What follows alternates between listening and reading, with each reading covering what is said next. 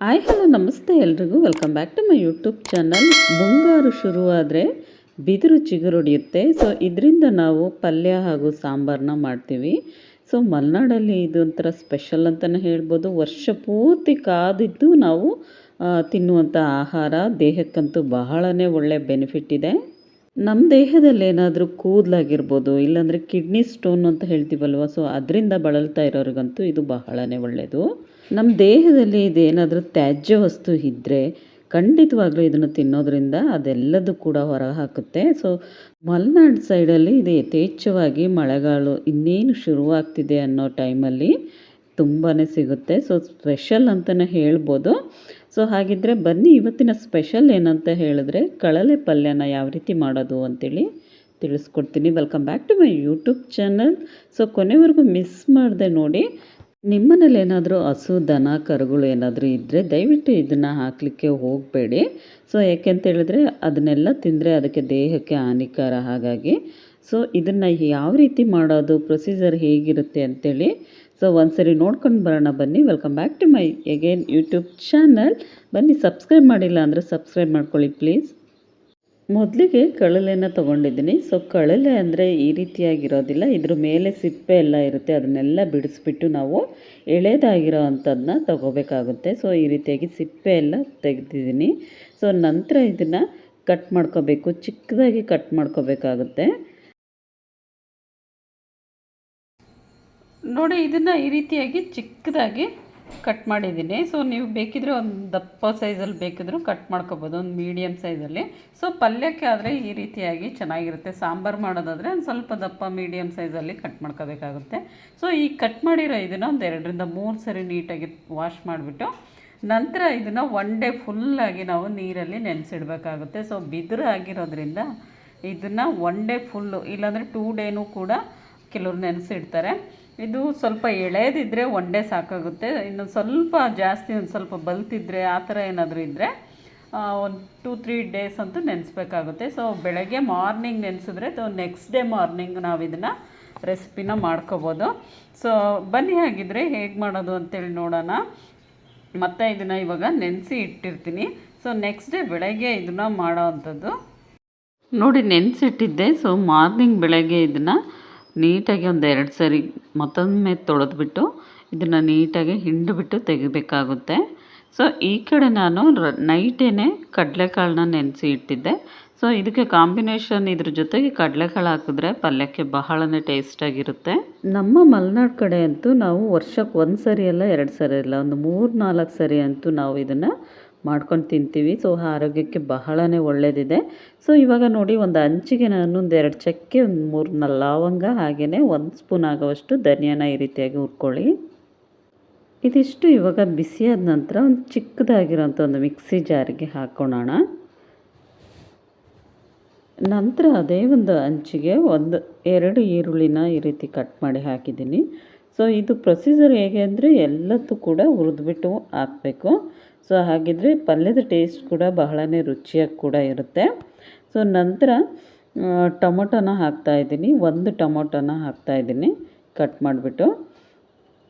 So ತುಂಬ ರುಚಿಯಾಗಿರುತ್ತೆ. ಇದನ್ನು ಒಂದು ಸರಿ ನೀವು ಇದೇ ಥರ ಮಾಡ್ಕೊಂಡು ತಿಂದು ನೋಡಿ, ಪದೇ ಪದೇ ಬೇಕನ್ನಿಸುತ್ತೆ. ಇದಕ್ಕೆ ಜೊತೆಗೆ ರೊಟ್ಟಿ ಜೊತೆಗೆ ಇಲ್ಲ ಚಪಾತಿ ಜೊತೆಗಂತೂ, ಎಸ್ಪೆಷಲಿ ರೊಟ್ಟಿ ಜೊತೆಗಂತೂ ಭಾಳನೇ ಚೆನ್ನಾಗಿರುತ್ತೆ. ಮತ್ತು 1-2 ಗಡ್ಡೆ ಬೆಳ್ಳುಳ್ಳಿನೂ ಕೂಡ ಹಾಕಿಬಿಟ್ಟು ನೀಟಾಗಿ ಹುರ್ಕೋಬೇಕಾಗುತ್ತೆ. 1 ಸ್ಪೂನ್ ಆಗೋವಷ್ಟು ಸ್ವಲ್ಪ ಆಯಿಲ್ನ ಹಾಕಿಬಿಟ್ಟು ಹುರ್ಕೊಳ್ಳಿ. ಸೊ ಹುರಿದು ಮಾಡೋದ್ರಿಂದ ಟೇಸ್ಟ್ ಕೂಡ ತುಂಬಾ ರುಚಿಯಾಗಿ ಕೂಡ ಇರುತ್ತೆ. ಸೊ ಮಸಾಲೆ ಅಂದರೆ ನಾನ್ ವೆಜ್ಜಿಗೆ ಮಾಡ್ತೀವಲ್ಲ ಅದೇ ಥರನೇ ಮಾಡಬೇಕಾಗುತ್ತೆ. ಸೊ ನೋಡಿ, ಈರುಳ್ಳಿ ಕಲರ್ ಸ್ವಲ್ಪ ಚೇಂಜ್ ಆಗ್ತಾ ಬಂದರೆ ಸಾಕಾಗುತ್ತೆ. ಸೊ ಇದನ್ನೇ ಇವಾಗ ಅದೇ ಒಂದು ಮಿಕ್ಸಿ ಜಾರಿಗೆ ಹಾಕ್ಕೊಳ್ಳೋಣ. ಸೊ ಹಾಕ್ಕೊಂಡು ಒಂದು 5-10 ಮಿನಿಟ್ಸ್ ಇದು ತಣ್ಣಗಾಗಲಿಕ್ಕೆ ಬಿಟ್ಬಿಡಬೇಕು.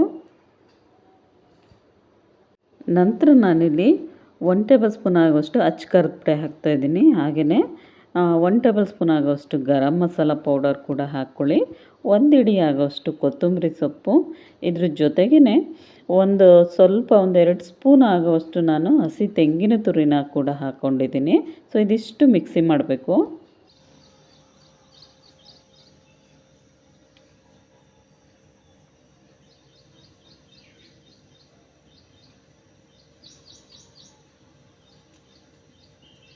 ನಂತರ ಒಂದು ಪಾತ್ರೆಗೆ ನಾನು ಆಯಿಲ್ನ ಹಾಕಿದ್ದೀನಿ. ಅದಕ್ಕೆ ಸಾಸಿವೆನ ಹಾಕ್ಕೊಳ್ಳಿ ಮತ್ತು ಜೀರಿಗೆನೂ ಕೂಡ ಒಂದು ಹಾಫ್ ಟೇಬಲ್ ಸ್ಪೂನ್ ಆಗುವಷ್ಟು ಹಾಕ್ಕೊಳ್ಳಿ. ನಂತರ ಒಂದು ಸ್ವಲ್ಪ ಕರಿಬೇವು ಹಾಕಿ ಆಮೇಲೆ ಒಂದು ಈರುಳ್ಳಿನ ಕಟ್ ಮಾಡಿ ಹಾಕ್ಕೊಳ್ಳಿ. ಸೊ ಇದಿಷ್ಟು ಒಂದು ಸ್ವಲ್ಪ ಟೈಮು ಫ್ರೈ ಆಗಲಿ.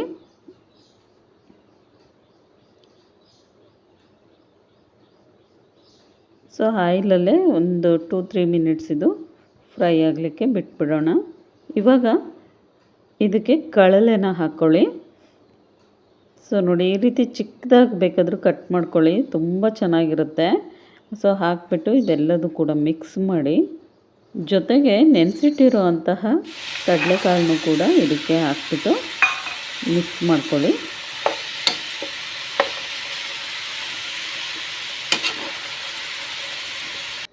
ನಂತರ ಇದಕ್ಕೆ 1 ಟೇಬಲ್ ಸ್ಪೂನ್ ಆಗುವಷ್ಟು ಅರಿಶಿನ ಹಾಕ್ಕೊಳ್ಳಿ.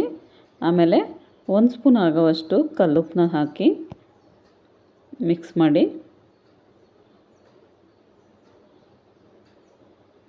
ಸೊ ಇದೇ ಥರನೇ ನಾವು ಬಾಳೆ ದಿಂಡಿನಲ್ಲೂ ಕೂಡ ಪಲ್ಯನ ಮಾಡ್ಕೋಬೋದು. ಎಳೆದಾಗಿರೋಂತಹ ದಿಂಡನ್ನ ಕಟ್ ಮಾಡಿಬಿಟ್ಟು ಇದೇ ಒಂದು ಪ್ರೊಸೀಜರಲ್ಲೇ ಮಾಡ್ಕೋಬೋದಾಗುತ್ತೆ.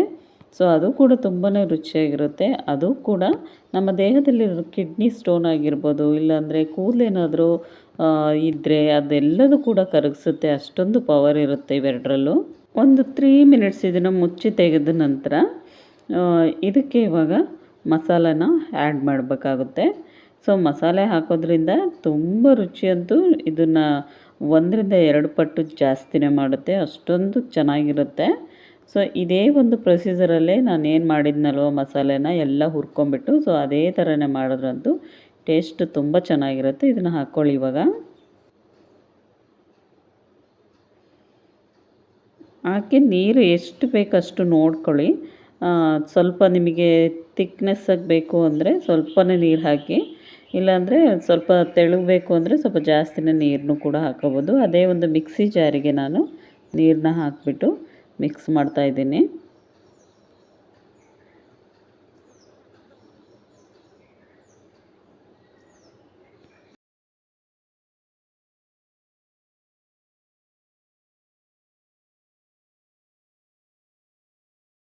ಒಂದು 10 ನಿಮಿಷ ಇದನ್ನು ಚೆನ್ನಾಗಿ ಕುದಿಲಿಕ್ಕೆ ಬಿಟ್ಬಿಡೋಣ. ಸೊ ಮುಚ್ಚಿಟ್ರೆ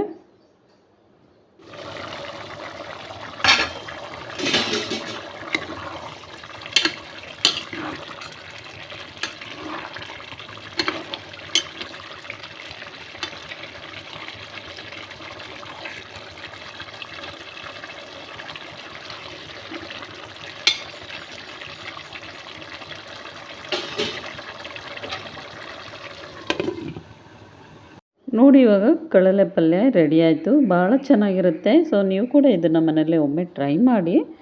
ಸೊ ತುಂಬಾ ರುಚಿಯಾಗಿ ಬಂದಿದೆ ಕಡಲೆ ಪಲ್ಯ.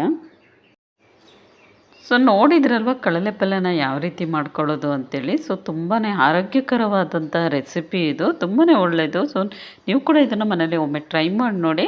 ಸೊ ಇದ್ರ ಜೊತೆಗೆ ಅಕ್ಕಿ ರೊಟ್ಟಿ ಮಾಡಿದ್ದೆ, ತುಂಬಾ ಚೆನ್ನಾಗಿತ್ತು ಕಾಂಬಿನೇಷನ್ ಮಾತ್ರ. ಸೊ ಜೋಳದ ರೊಟ್ಟಿನೂ ಕೂಡ ಮಾಡ್ಕೋಬೋದು, ಹಾಗೆಯೇ ಚಪಾತಿ ಜೊತೆಗೂ ಚೆನ್ನಾಗಿರುತ್ತೆ. ಸೊ ಈ ವಿಡಿಯೋ ನಿಮಗೆ ಇಷ್ಟ ಆಗಿದ್ದರೆ ಇವಾಗಲೋಗಿ ಸಬ್ಸ್ಕ್ರೈಬ್ ಮಾಡ್ಕೊಳ್ಳಿ ಫ್ರೆಂಡ್ಸ್, ಲೈಕ್ ಮಾಡಿ, ಶೇರ್ ಮಾಡಿ. ಈಗ ನನ್ನ ಚಾನಲ್ಗೆ ಸಪೋರ್ಟ್ ಮಾಡಿ. ನಾನು ಹಾಕೋ ಎಲ್ಲ ವೀಡಿಯೋಸ್ ಕೂಡ ಐಕಾರ್ಡಲ್ಲಿ ಹಾಕಿರ್ತೀನಿ. ಸೊ ಒಂದ್ಸರಿ ಹೋಗಿ ನೋಡಿಬಿಟ್ಟು ಬನ್ನಿ. ಸೊ ಹಾಗೆಯೇ ಹೀಗೆ ಸಪೋರ್ಟ್ ಮಾಡಿ ಅಂತ ಹೇಳ್ತಾ ನೆಕ್ಸ್ಟ್ ಲಾಗಲ್ಲಿ ಮತ್ತೆ ಖಂಡಿತ ಸಿಗ್ತೀನಿ ಇನ್ನೊಂದು ಒಳ್ಳೆ ರೆಸಿಪಿಯೊಂದಿಗೆ. ಟೇಕ್ ಕೇರ್ ಎಲ್ರಿಗೂ. ಬಾಯ್.